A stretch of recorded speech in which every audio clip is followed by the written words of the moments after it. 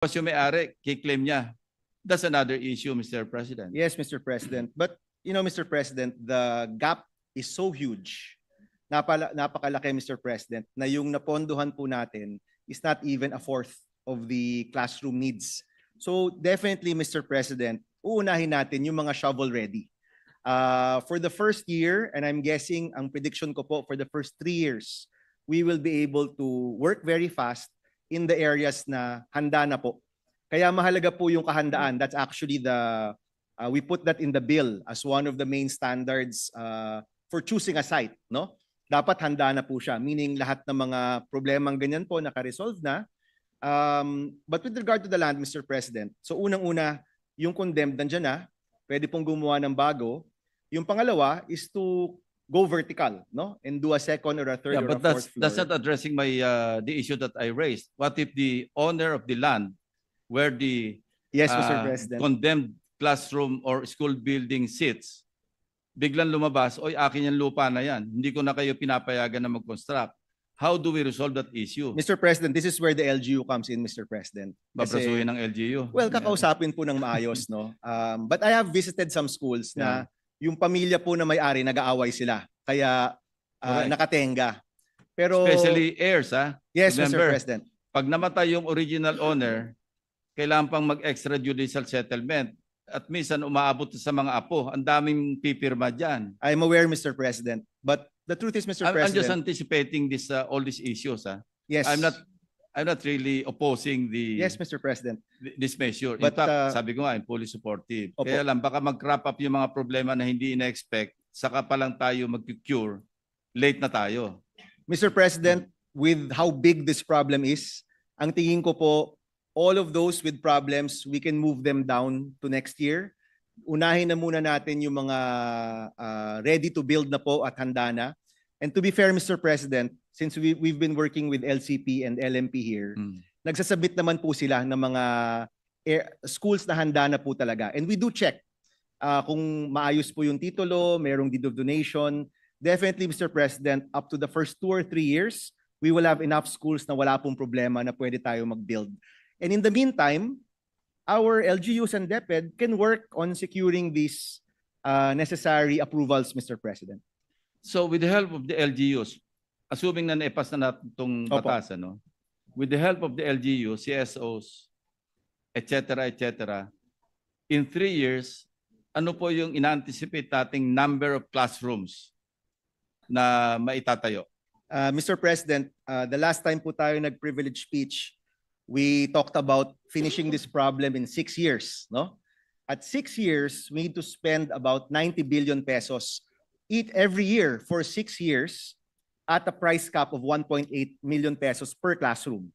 So roughly, Mr. President, that's about 39,000, no? Specifically, 39,000 classrooms per year to finish it within 6 years. Will that be enough to close the gap, or, you know? It will close the gap, Mr. President. It also addresses buffer for classrooms destroyed by natural calamities. Increases every year because of population. So naka-factor in yan, Mr. President. It's about 39,000 classrooms per year for 6 years. Now, Mr. President, what we've budgeted for this year will only cover roughly about 30,000 classrooms, Mr. President. But because we are doing new modalities and DepEd will do a PPP hopefully by next year, we can test different modalities, Mr. President, kung ano po yung pinaka-successful, and we can fund the successful modalities more as the years go on, Mr. President. But definitely, yung modality na DPWH, hindi na po pwede talagang doon tayo nakasandal. Kasi for the past 3 years, Mr. President, as you've said, hindi talaga gumagana yung gawa po ng DPWH ang classrooms po natin. I'm just thinking ahead, Mr. President, kasi I'd rather avoid these problems or at least preempt the problems to occur rather than, you know, they're already. Yes, That's Mr. exactly my point. That's why I want to anticipate all these problems para in the future, hindi lang ma-close yung gap, kundi baka catch up tayo talaga doon sa required. Remember, population is growing also. Yes, Mr. President. May catch up, may catch up pa rin na gagawin dyan. with the growing population. Mr. President, in fairness naman po to DepEd rin, no? They also understand that we need to push for different modalities. This is one modality. Previously po kasi, it was just one. DPWH lang po yung gumagawa ng classroom. And that led to only 60 classrooms being finished for this year, no? So what are the different modalities, Mr. President? LGUs, Mhm. CSOs, but obviously the LGUs will be a much bigger share there. And then yung PPP, Mr. President, similar to what was done during the Aquino administration, where we had the biggest classroom building in our history, if I'm not mistaken, no? Yeah, They plan that's- to do that, Mr. President, and it's just taking them a little time. In fact, we intend to have a hearing about this in January para malaman ho natin why it's taking a little bit more time than expected. But what we imagine, Mr. President, is that we will exercise oversight to make sure that every year we're hitting our targets at nakikita po natin ano yung modality na pinaka-successful dito po sa ating sa intention po ng ating batas, no? And from there, we will work with the Chairman of Finance to really fund ano po yung pinakamainam na modality. Right now, ako po, I am proposing working with LGUs as the alternative to just leaving it up to DPWH. And simply put, Mr. President, kung noon, parang nakacentralize yung ating mga efforts with working with more LGUs and more partners, parang dinidecentralize po natin yung effort natin. At sana po, sabay-sabay talaga gagawa yung iba't ibang partners po. Will DPWH be completely out of this program? No, So- Mr. President, sa pag-uusap po namin with DepEd, they will still allocate budget for DPWH because Secretary Dizon has spoken to DepEd and said that they want to, with a renewed effort and better systems, they want to engage again. And sabi ko naman, Mr. President, if they do want to engage, pwede, but we should put a price cap. Kung may price cap po tayo na 1.8 million, dapat lahat ng modality, ganun din po yung presyo or lower. Again, I'll go back to past budget hearings. Magulo yung merong pondo per classroom construction sa DPWH, may pondo rin sa DepEd. So, Mr. President, I would be happy with an amendment stating that the price cap is across all classroom building programs, Mr. President. that's good to know, Mr. President. And by the way, Secretary Dizon is only good up to 2028, I suppose, I assume. Yes, Mr. President. What if it's the opposite of a Secretary Dizon that will take over? We'll have another problem. Ako, Mr. President, we will try different modalities for this year. We will monitor it and we will make sure po na nagagawa siya. And then the modality that works the best, yun po yung pondohan natin. Basta meron tayong budget para po dito for 6 years. No? That's really my goal because, Mr. President, ako, honestly, I think it was mismanaged in the past 3 years. No? DPWH really mismanaged this. Everything. Well, everything po. Napupondohan yung mga flood control, yung classroom na pinaka-basic sa ating bansa, hindi po napupondohan. And to have accomplishments of 30, 40, 60 a year is simply unacceptable. Kaya po, dito po tayo pupunta. But I will give it to the new DPWH. I know that they're trying their best to reform. Baka naman po, pwede pa sila mag-reform. We can see if they can Hopefully, Mr. President. hopefully. But Mr. President, kung di nila magagawa, pondohan natin yung maayos, no? And personally, I will put my I will bet on this horse, Mr. President, more than putting it just in one agency. Yes, at the proper time during the period of amendments, will you be open to some suggestions like use of PRAC, tax incentive for landowners or even Yes. or building owners who may want to lease portion of their property under a tax incentive scheme or arrangement? Yes, Mr. President. In fact, Kasi problema talaga natin dito, lupa. we're prepared with an amendment, Mr. President, allowing for lease and for outright purchase of buildings, Even use of PRAC, Mr. President. which we already introduced in the special provisions for the GAA. We will also move to include that in the bill, Mr. President. Thank you. Thank you, Mr. President. The Senate President is leaving at 5 o'clock, so I have to take over. Thank you very much, Senator. Thank you po. Thank you, Mr. President. Opo. Thank you, Your Honor. Is there an objection? Hearing none, motion is approved. Mr. President, I move that we resume consideration of Senate Bill number 1425 under Committee Report number 3.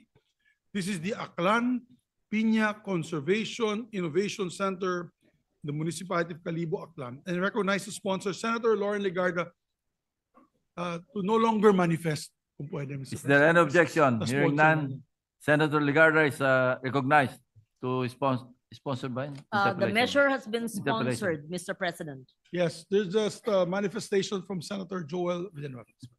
Senator Joel Villanueva is recognized for his very short manifestation.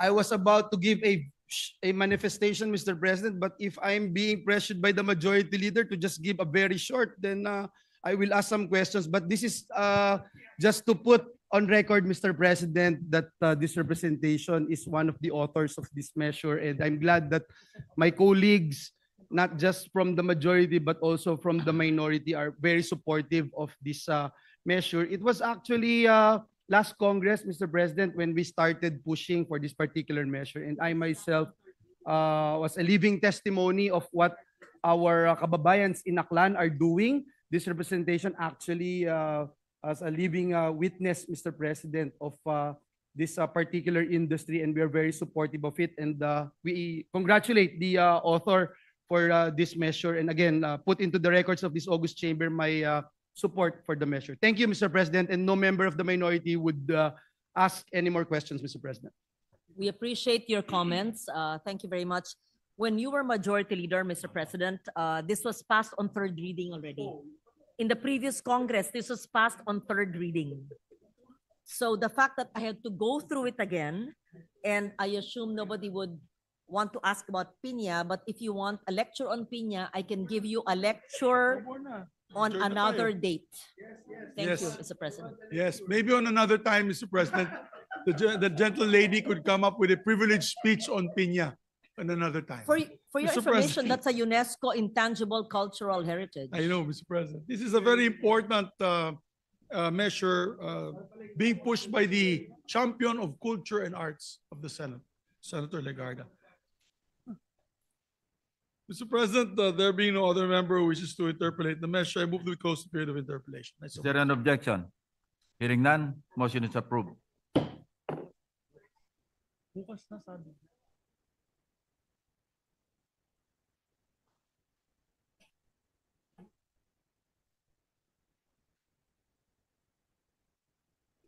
Bukas na. 2 pages lang, oh. Tanong ko, Joel. Yes, the good sponsor, Mr. President, is asking me if we can open the period of amendment, but I It's think only the 3 agreement by the pages. minority was just close the period of interpolation and tomorrow, Yeah. the period of amendment. My Yeah, apologies to the I good heard sponsor. the comment of the Yeah. minority leader. And I don't want to pick a fight with the minority at this point in time.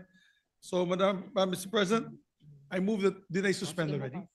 I move to suspend consideration of Senate Bill number 1425. I so move. Is there any objection? Hearing none, motion is approved. Mr. President, I move that we consider Senate Bill number 1507 under Committee Report number 11. This is an act institutionalizing schools of living traditions. And the sponsor is Senator Lauren Legarda. And there are no other members who wish to interpolate the measure. I move that it's the schools of living traditions. Schools of living traditions. I can also give Senator you a lecture one day. Estrada. Um, Maybe you can have a side meeting with a good Yes. sponsor.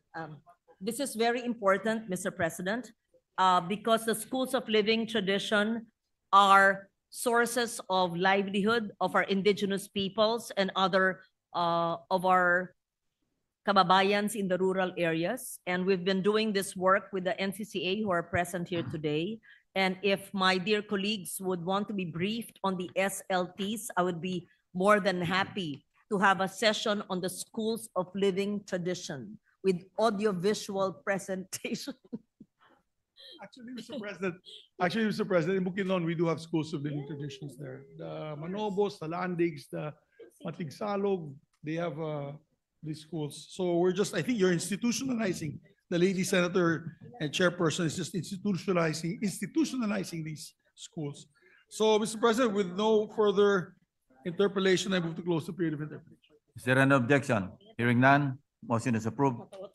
I move that we suspend consideration of Senate Bill number 1507 and take it up again tomorrow. So moved, Mr. President. Is there an objection? Hearing none, motion is approved. With that, Mr. President, I move that we suspend session Until, up to until 3 o'clock in the afternoon, Tuesday, 3 o'clock in the afternoon, tomorrow, Thursday, December 4. 4, Mr. President, 2020. Any objection? Hearing none, session is suspended until 3 p.m. tomorrow, Thursday, December 4, 2025.